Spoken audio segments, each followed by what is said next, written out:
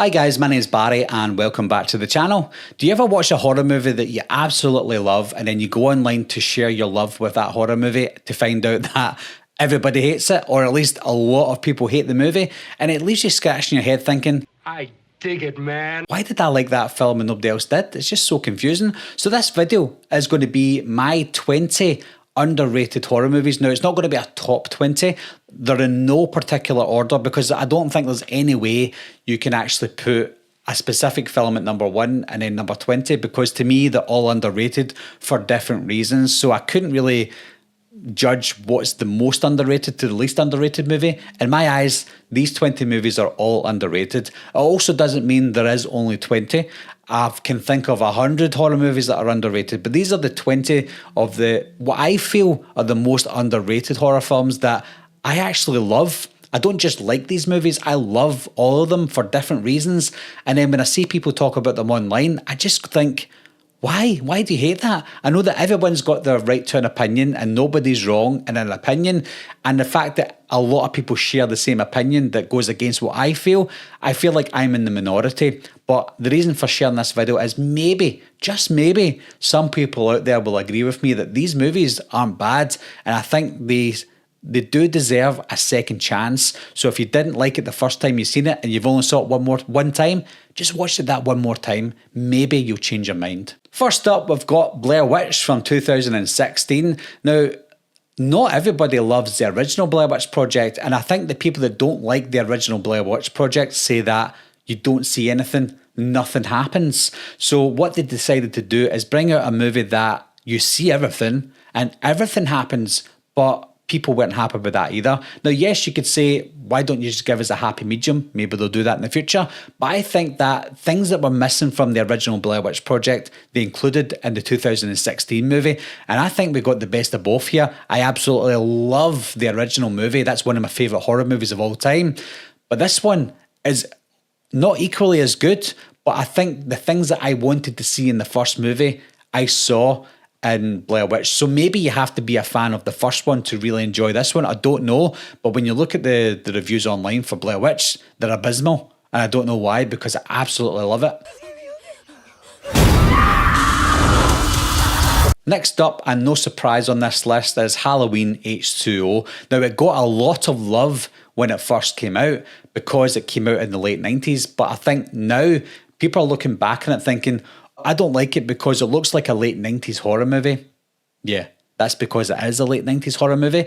People say it's copying Scream. Yes, it absolutely is copying Scream. Why? Because that was the trend back then. Scream copied Halloween. Halloween then went back and copied Scream. That's what you do. So there's so many negatives that I see online that I just can't understand. They don't like Michael Myers in it. He looks too unlike Michael Myers. He doesn't walk like Michael Myers. He's too small to be Michael Myers.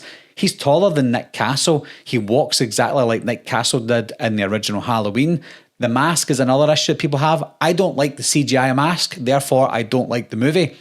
The CGI mask makes 2-second appearance in the film. The mask that was predominantly worn was a mask made by Stan Winston, the master of mask making. So all the negatives that I see for Halloween H2O, and I can talk about H2O all day, which I won't, I just don't understand any of the negatives. I think all the negatives that I see out there are actually positives for me. I Still Know What You Did Last Summer. This one is probably one of the lowest rated films on the list that I'm about to talk about. And I don't understand the hate for this one. I think it's maybe slightly better. It kind of goes up and down for me, but I think maybe this one's slightly better than the first movie because I love that isolation on an island in the middle of a rainstorm where you can't get out and there's somebody chasing you. You don't know who it is for definite because we don't know it's definitely Ben Willis. And then there's a twist in the movie as well where there's a second killer. So there's so many things happening in this one. Better kills, better characters. I even think that Ray and Julie are a lot better in this one. I think the acting by Freddie Prinze Jr. and Jennifer Love Hewitt is a lot better in this one as well because not only have they evolved as actors, but their characters have evolved as well. There's so many things that I love about this one. Jack Black. I love Jack Black in this movie. People hated him, but I loved him. So yeah, I Still Know What We Did Last Summer. I just don't understand the hate. He was out there. Sometimes they come back from 1991. Not only is this one underrated, but it's underseen. The amount of people I've asked, what do you think of Sometimes They Come Back? They're like, what's that? I'm like, how do you not know about this one? Now, it is a Stephen King film. He wrote it, but he didn't write a book about this one. This was actually written for the screen, and it was originally a TV movie starring Tim Matheson, but I think the story of it was so, when I say so unique, it's unique in a way that we don't see it that often, but it's sort of like an adult episode of Are You Afraid of the Dark or Goosebumps. So I think maybe people are put off by the cheese in the film, and it is very cheesy and it's very cheap looking, but it's got an aesthetic to it that it's quite hard to replicate these days, where you see like the 1950s and 60s characters mixing in with the early 90s characters. It's quite a unique approach, and that's the kind of horror film that I like. I can understand why people don't like it, but I love it. Sleepwalkers is next from 1992, another Stephen King film, and this is one that's considered possibly his worst work. I don't know why. And again, the aesthetic to this film was great. The characters were brilliant. Yes, it's a very far-fetched movie. Maybe the incest in this film is maybe what puts people off. I didn't understand incest when I watched the movie to begin with. I knew what he was doing and what his mother was doing was bad, but I didn't know to what extent when I was younger. I just enjoyed it because it was a horror movie. But the soundtrack, the score is so memorable in this film, and I think that's why I love it so much, because it reminds me of being young and getting really invested in horror films back in the day. Yes, of course, if you watch it for the first time now, maybe you won't like it, but for me, I love it so much that when I talk to people about it, they're like, nah, Sleepwalkers just isn't for me, and I'm just like, what? Come in, Dad. I have something for you. Next up, we've got The Green Inferno, directed by Eli Roth. Now, a lot of people do love Cannibal Holocaust and Cannibal Ferox and the original Green Inferno and other films that are like that, where you've got a group of people or activists that go to an Amazon jungle and they get eaten by cannibals. We've seen it time and time again, but we haven't really seen it in the modern day where it's so visceral and effective to the way that Eli Roth done it for The Green Inferno. Some people watch this now thinking, this is absolutely bollocks, it's terrible. And when I watched it, I was like, what are people talking about? Now, I went into this movie knowing that people hated it. It's one of the only ones on the list, I think, that I knew people hated. And when I watched it, I'm like, what are people watching? This is great. Now, it is very hard to watch, and I think it's got a bit of a story there. It's far-fetched, of course, but all the films are far-fetched on this list.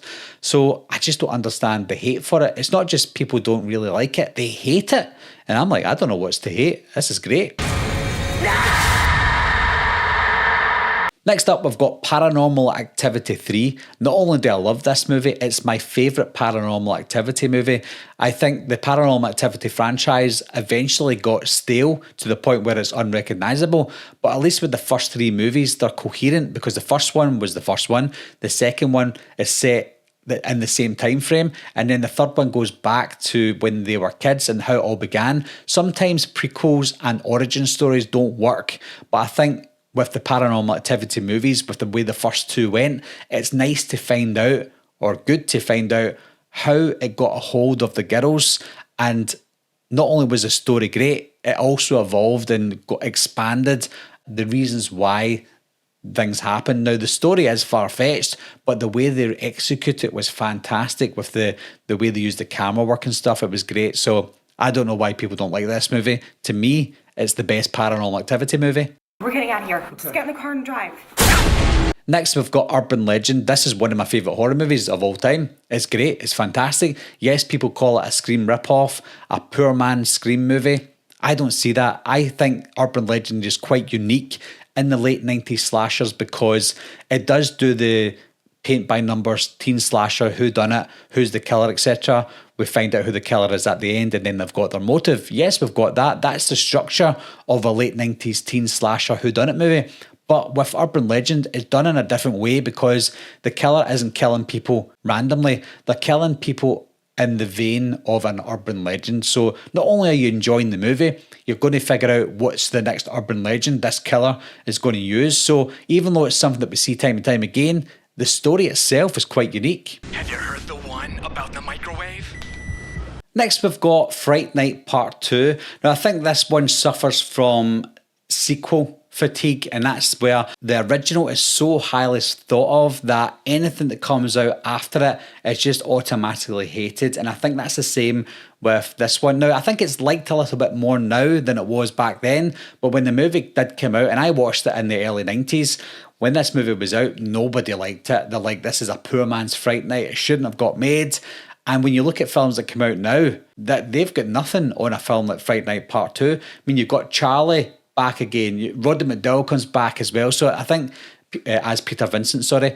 So with Peter and Charlie back as the same people and the same actors, I think it was great. And expanding again, which is what they have to do, expanding on the story, I think it was brilliant. Return of the Living Dead Part 2, another one that people just absolutely hate. This is one of the lowest rated ones by the public as well. And I think it's because people think the original Return of the Living Dead is one of, if not the best zombie movie of all time. They wouldn't be wrong, it's fantastic, but there's something about Part 2 that's more aesthetically pleasing to me. Yes, it's got a lot of humour in it, a lot of jokes in it, and things that you think, oh, that's a bit cheesy, like seeing Michael Jackson as a zombie. It's all for fun, but I watched this movie knowing that it's a fun movie. This is one of my entry films into the horror genre as well, so I've got a nostalgic connection to it, just as I have to a lot of the films on this list, and that might be where I'm blinded by loving these movies when some people watch it now for the first time and hate them. But with Return of the Living Dead Part 2, there's so much to love about it that I just can't help but love it. Just when you thought it was safe to be dead. Next, we've got House of a Thousand Corpses. Now, this is a bizarre one because when it came out, people hated it. They just didn't like it or understand it. As times went by, people have actually started to like it now. I remember it on IMDb. I think it was like 5.0 on IMDb when it first came out. And it's creeped its way up into the 6s, I think, now. So it's starting to get liked more and more over time. But I think what caused the big issue is people hated it when it came out. And then when a sequel came out in 2005, that was considered a Tarantino masterclass, and it made people hate House of a Thousand Corpses even more because they're like, how can you go from terrible to amazing in just 2-3 years? And people, to me, it just seems like people were blinded by just hating this movie and not going back to rewatch it after The Devil's Rejects. And I went back to watch it after The Devil's Rejects, and I loved it even more after watching The Devil's Rejects because I think even though the two movies are completely different to each other, I think they work well together as a companion duo. Seeing the horrors of House of a Thousand Corpses and then seeing them on the run in something completely different, I think they work well together, and people should go back and watch the first one and appreciate it more because I promise you guys, I think you will like it more now than you did back then. You like what you see! Next, we've got one of the newest entries on the list, and that is Halloween Ends. Yes, Halloween Ends. It's still a touchy subject for some people because it's only been just over a year and a half since this movie came out. And yes, still today, people are saying Halloween Ends is the worst film ever. Halloween Ends is the worst Halloween movie ever. And I think it's because it's still fresh in their minds. Over time, I think people will learn to like it. Look at Halloween 3, Season of the Witch. That was one of the most hated movies of all time. Now it's one of the most beloved Halloween sequels of all time. So time is a healer. And I think with Halloween Ends, time is a healer as well. I think in 5-10 years' time, people will warm towards Halloween Ends. Obviously, it depends on what we get next, but I still think that people will like it over time. I loved it from the moment I seen it. I love it even more now, and I assume that I'm going to love it even more in the future.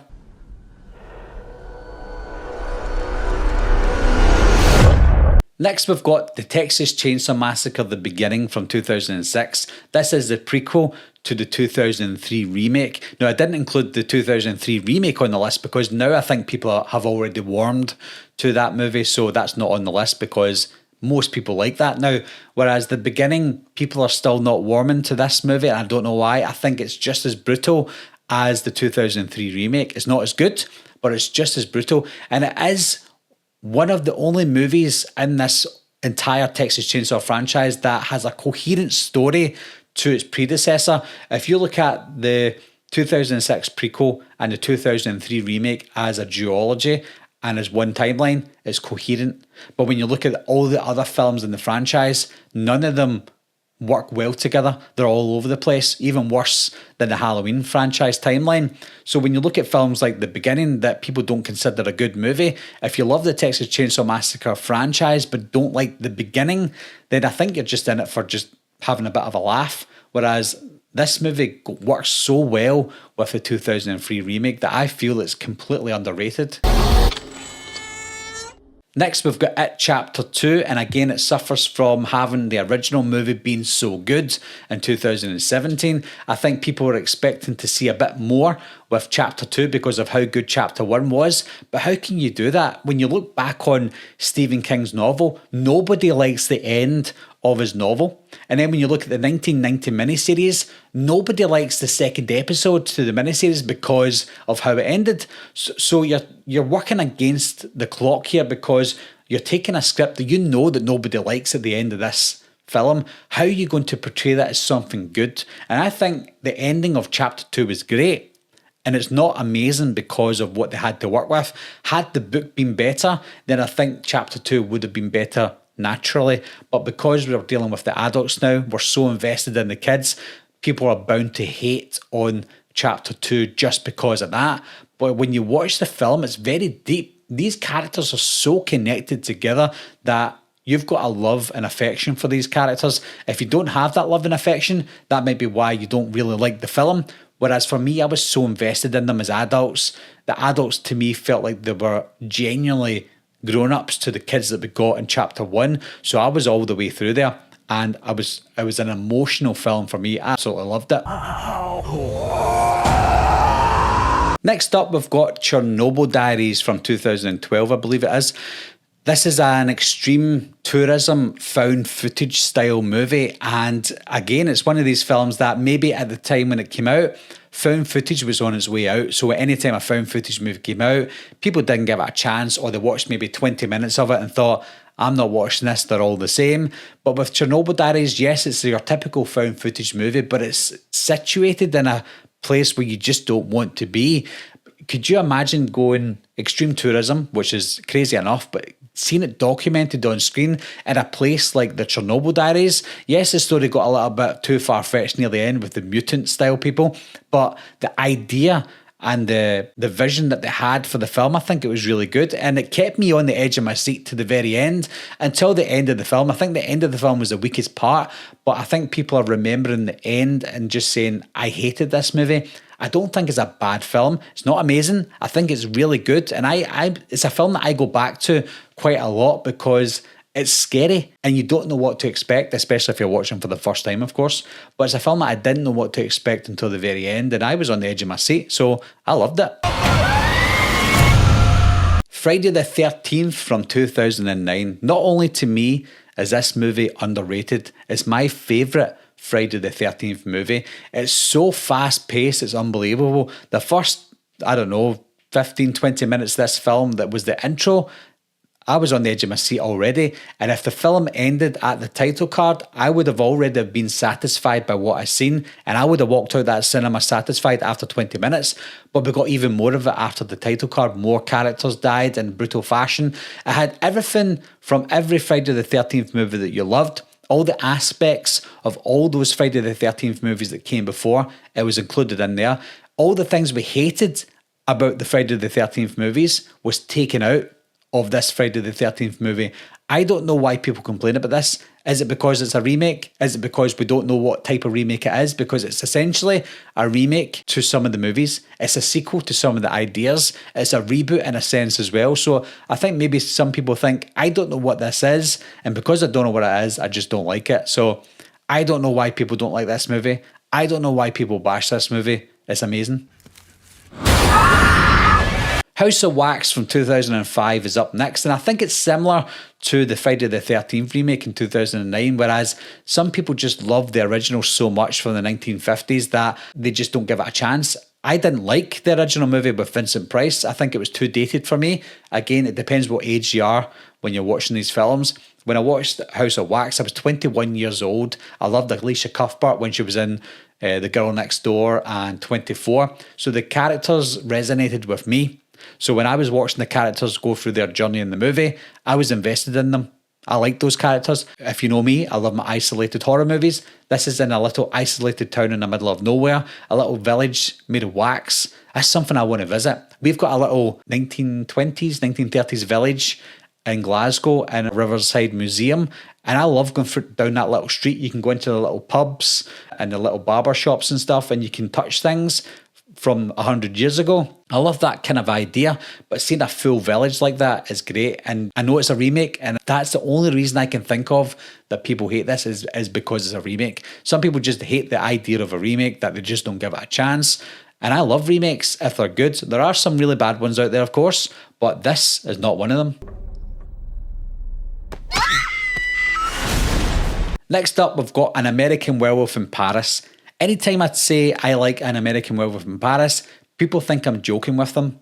And that's why this is underrated, because I wonder to myself, why do you think I'm joking that I liked a film that was really good?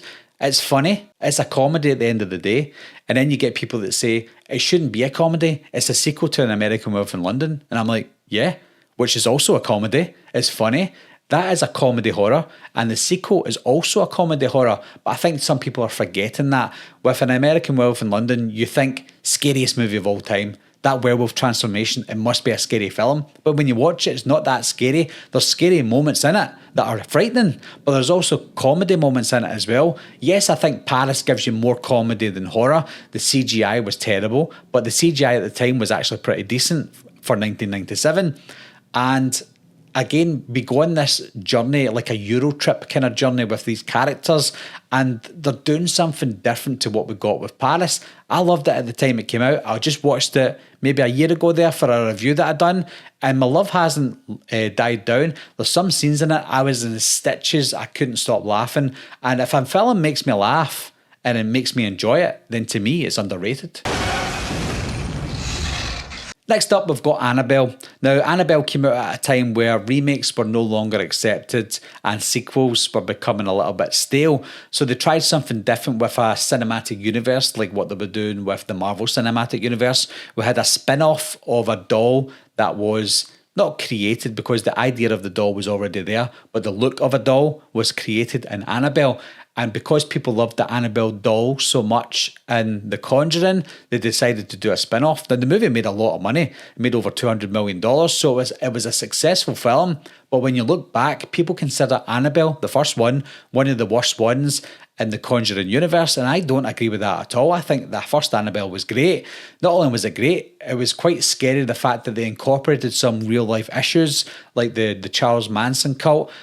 I was frightened of the Charles Manson cult when I was younger. I read about it a lot.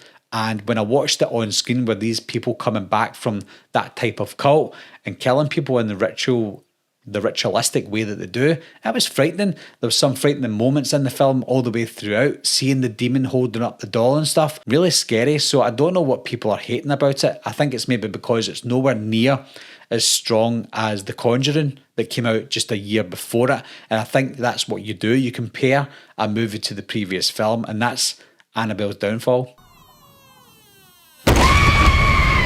Last on the list is Jennifer's Body. I was considering not putting it on the list, but I think enough people still don't like it that I would still consider it underrated. It has came a long way since 2009. People are warming to it eventually, but there's still a lot of people that don't like it. Maybe it's because they don't understand the idea of it. I'm not too sure. I watched it in 2009. Megan Fox was at the top of her game. I loved the rest of the cast and crew.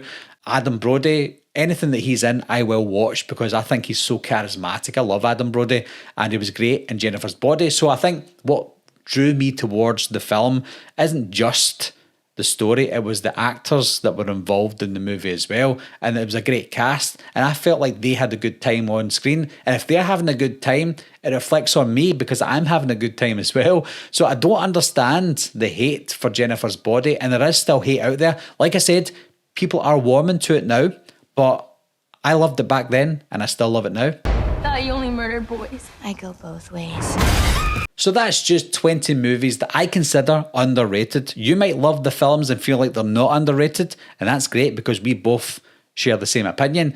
But to the general audience and to the wider audience, all of these movies I would consider as underrated. You get some people that like them, you get some people that love them, but the majority of people don't like them or don't love them. And I don't understand. Well, I do understand because, again, we've all got different opinions, but I just don't understand some of the hate that goes towards some of these films.